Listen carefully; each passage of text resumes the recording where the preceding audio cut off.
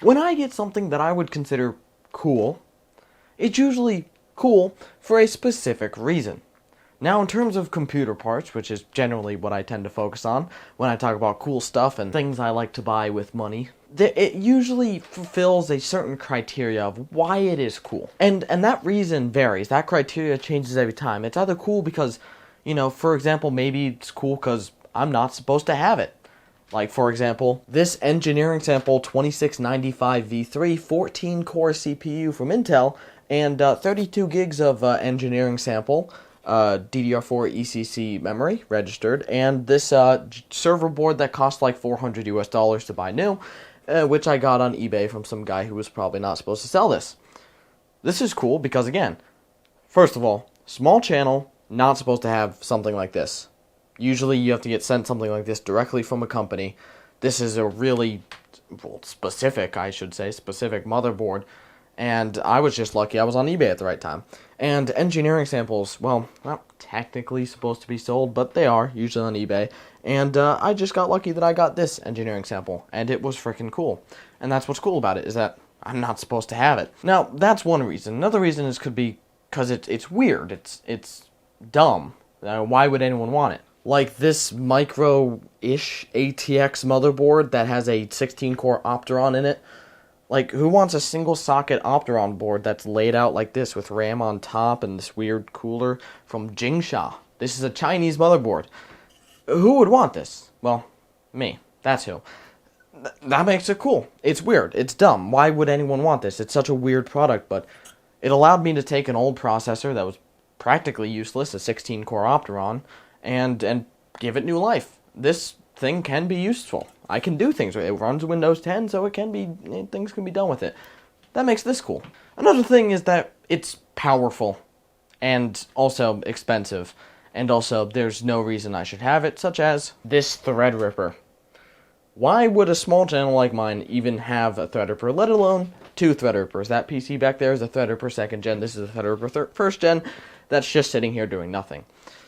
That makes it cool, and this thing is freaking huge. This is awesome. This is a sick CPU. Why would I have this? There's no reason for me to have this. It's powerful. It's got, it's a little outdated. It's only got 12 cores, 24 threads. I probably shouldn't do that. The new ones have, up to 64, so that's cool.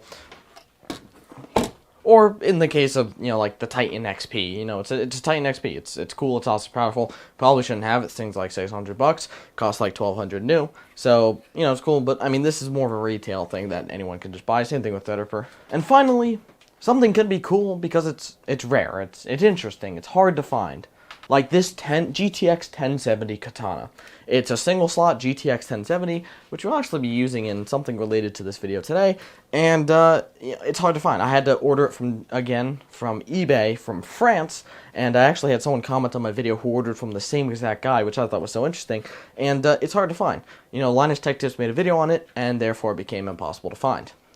So, again, probably something I shouldn't have because of the rarity. You'd think a better channel than mine would buy all of them out and make a bunch of videos on them, but they didn't, and I did. So, that's, in my humble opinion, at the very least, what I would say is cool. It's things that I shouldn't have, are rare, are powerful, or are interesting, are different, are useless in the modern sense. But today's thing is so different that it ticks all of those boxes. It's rare, it's powerful, it's stupid, and I probably shouldn't have it. And that thing is in this weird kind of plain brown box with just random Chinese lettering on it that I can't actually read.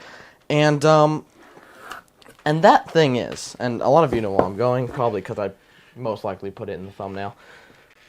So we got some random stuff, I/O shield, SATA cables, and then in bubble wrap and a static bag, or whatever it's called, anti-static bag, who cares, same thing.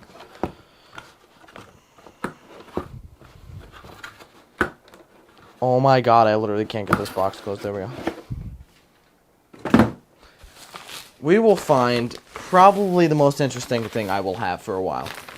Mostly because I've actually been looking for this ever since I saw it from a channel that has a lot more subs than me, makes way better content, and it's Linus Tech Tips, so obviously he has it and is better than me.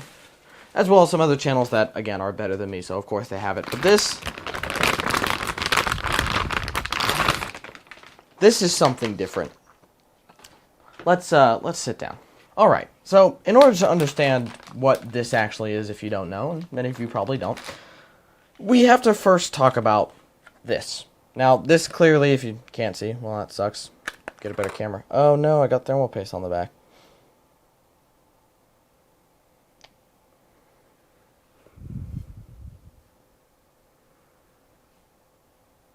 Should be fine. This is an Intel Core i7 9800X. I tend to call it, or refer to it as, an Extreme Edition CPU, and although technically I am wrong, I believe Intel is wrong in not calling this an Extreme Edition CPU, so I'm going to keep calling it that, because that's what it should be. I don't care. Also, it should be an i9 9800X, not an i7, and I'm very disappointed about that. But this is an 8-core, 16-thread CPU, and that doesn't really seem too impressive, and that's because, well, by modern standards, it's not a really high core count. But what is impressive is that this is an 8-core, 16-thread CPU with 44 PCIe lanes, quad-channel memory, and it's humongous and looks awesome, and I love it.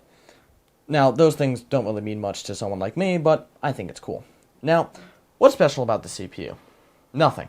It fits in the standard LGA 2066, that's Intel's high-end desktop platform socket, and it's pretty basic. I mean, it's kind of like a 9900K with slightly lower clocks and 48 or 44 PCIe lanes and quad-channel memory. So that's what this is, and I happen to have one. Again, it's kind of something I shouldn't really have because I have no use for it, really, except for, well, this video and the video subsequent to this one that this one is a precursor to, because we need to talk about this motherboard and we might need to do some things.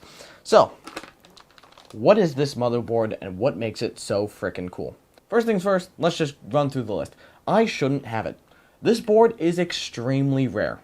It is nearly impossible to find, so much to the point that until recently, it was unavailable. You could not buy it. The only listing that existed was for $800 on eBay, and I'm not going to pay $800 for it. So that was the only way to get it. I could not find it on any Chinese websites, eBay, Newegg, nowhere. It was sold out. Only recently did it appear on two places, Newegg and eBay, for approximately $400 on each, and both of them were from China. So I had to get it from China. So I shouldn't have it. It's just impossible to find. I should not have this.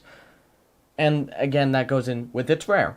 It's really impossible to find. They didn't make a ton of these. And again, same rule. Linus Tech Tips made a video on this multiple times, and that basically makes people buy it out because this thing looks freaking awesome. Second thing, it's powerful. This motherboard can be equipped with up to an 18-core CPU. That being either the 7, 9, or 10 980XE, respectively. Now, I'm going to be equipping it with an 8-core CPU, because that's all I can afford, but this board is powerful. Not to mention powerful in just what it can support, but powerful in what it is and what it has on it. First of all, it has an LGA 2066 socket, that's that CPU support we're talking about. Secondly, it has quad-channel memory. ITX boards typically do not have quad-channel memory. For reference, this is your typical mini ITX motherboard. Mini ITX is this form factor, obviously, if you didn't know. Tiny motherboard.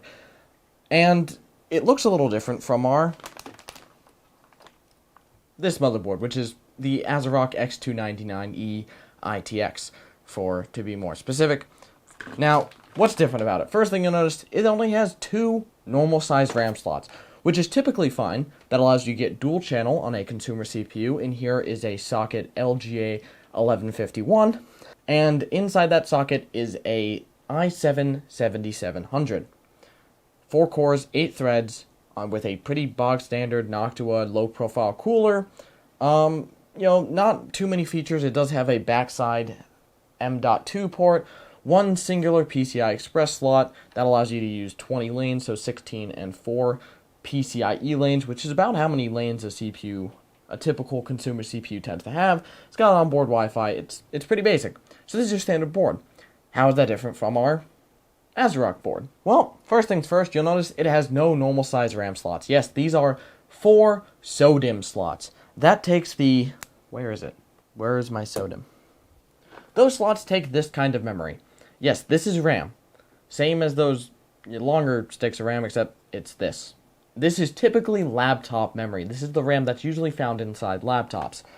Now, that's if your laptop has RAM slots. Sometimes it's soldered onto the board itself, but this just takes SODIMM memory.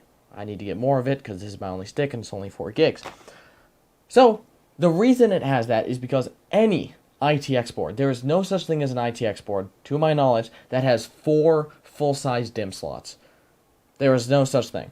Every single consumer board will have 2 full-size slots. So in order to get quad-channel memory, meaning you need 4 sticks, 1 per channel, you have to use a different kind of slot. You can't use full-size DIMM slots, they won't fit on the board, so you had to use SODIMM slots, like on this board.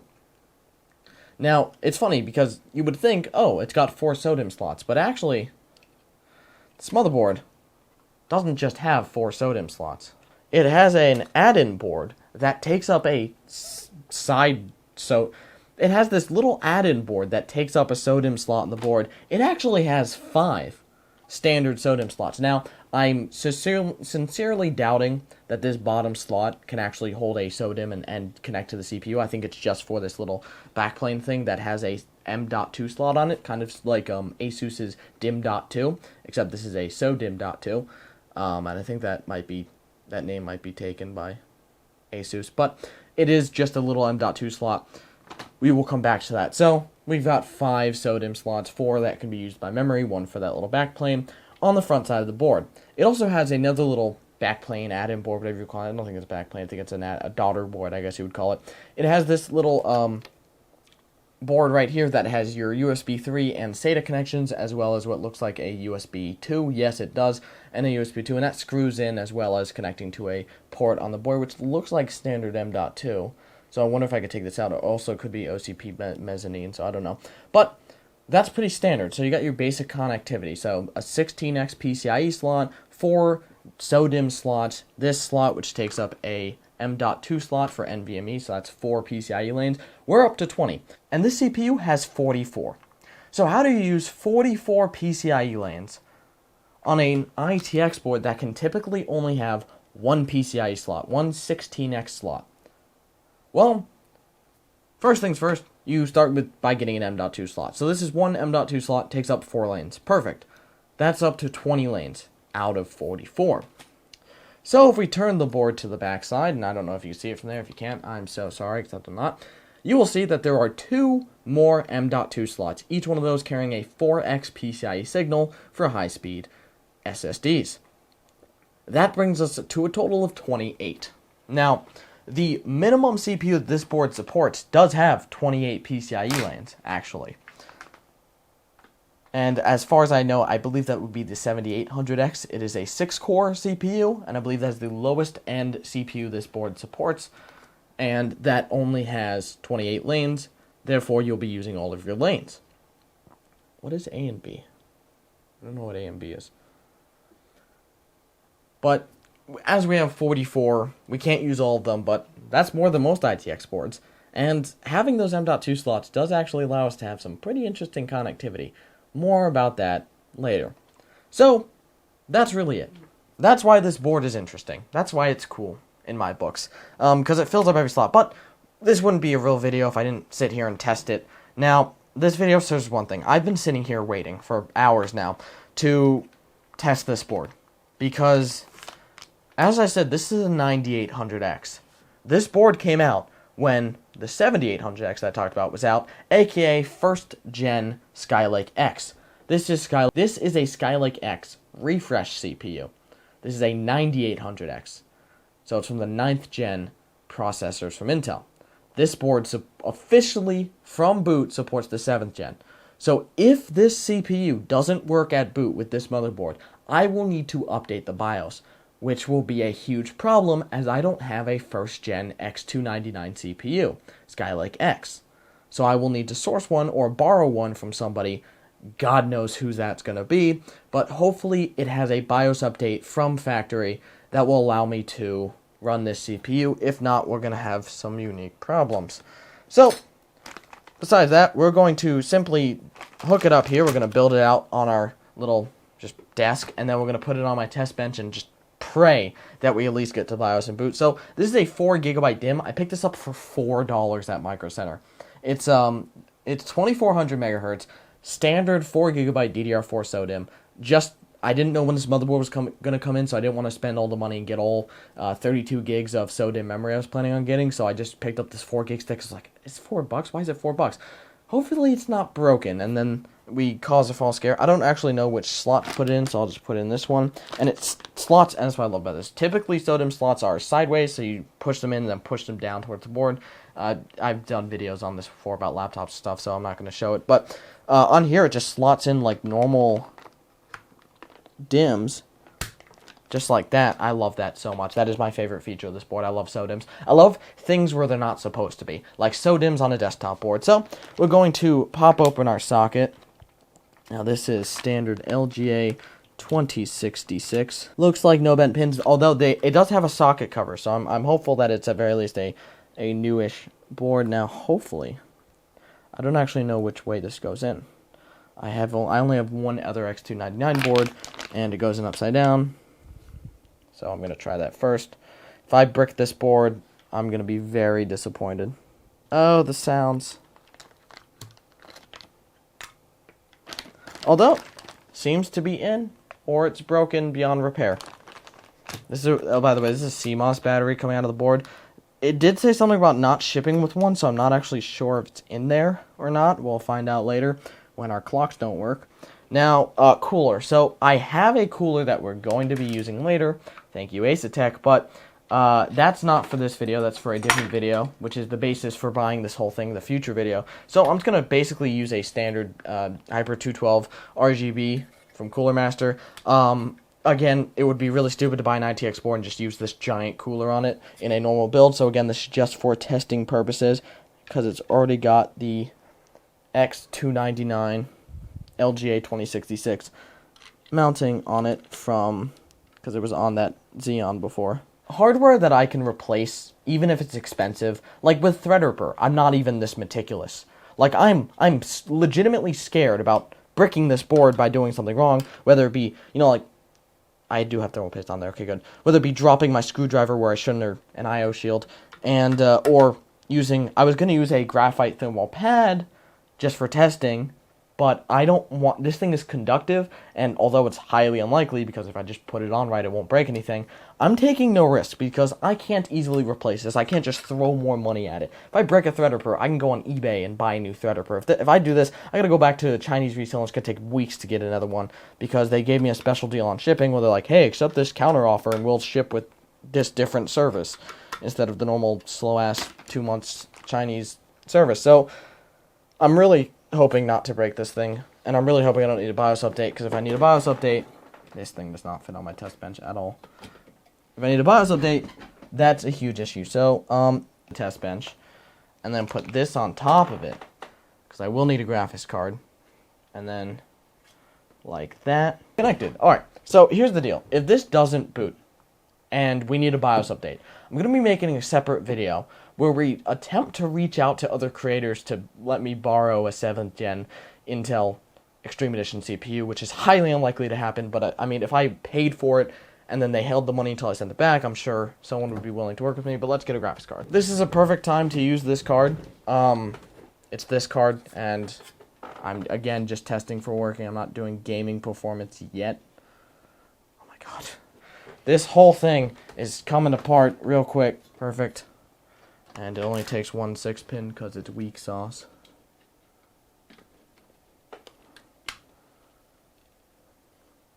And DisplayPort. So we're going to plug in our DVI connector. Again, I'm only just praying for a post screen of some kind, because that means it recognizes that our CPU is bootable, and then we'll turn it off. Can I even reach my power pins from here? Where are they? Is this them? does say panel 1, so that would be... It's on.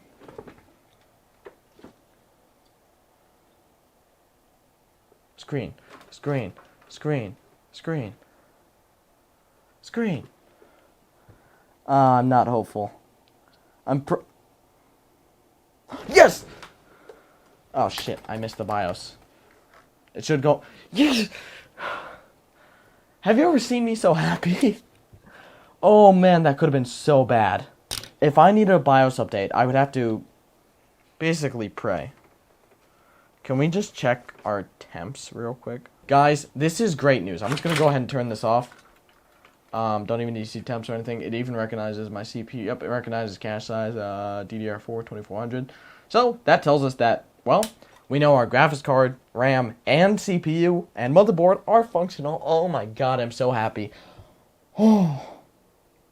You know, you kind of have it in the back of the mind like, oh, it's totally going to work. But then you just have that fear. It's like, it's not going to work. It's not going to work. Oh, man, that's...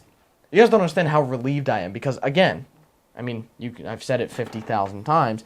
If I couldn't get it to boot with my current CPU, which is typically, you know, pretty compatible. Like, this is the second motherboard where I'm like, oh, shoot, well, I need a BIOS update. And I was like, now you're good. Just because I bought the board so late and they were already pre-BIOS updated out of the factory. But that is, honestly, amazing. So that means we can proceed with the project that I... Oh my god, if I don't break the board mechanically...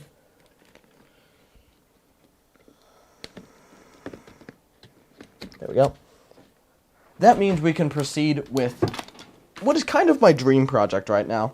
Because if you don't know, I love building dedicated streaming PCs. This CPU, up until about 20 minutes ago, was inside my dedicated streaming PC. I will have to build a new one, hence that Threadripper back there.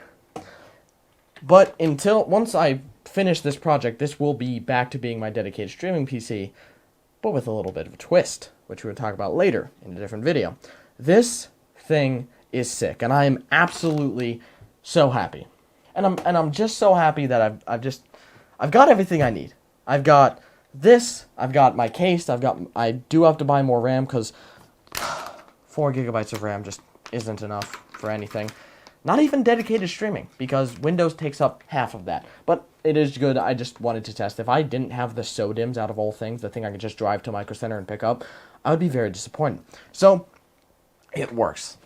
This was kind of a teaser for what's to come. We'll be using this board in a very interesting project, which I'm going to start soon. Might even start tonight. That's the point. Thank you guys so much for watching. Hope you guys kind of enjoyed this video where I talk about how tech is cool and all that boring stuff. And I got excited because my board works. That I paid literally over $400 US for. So that's A-okay. That's this point. Thank you guys so much for watching. I love you guys. I'll see you in the next one. Peace.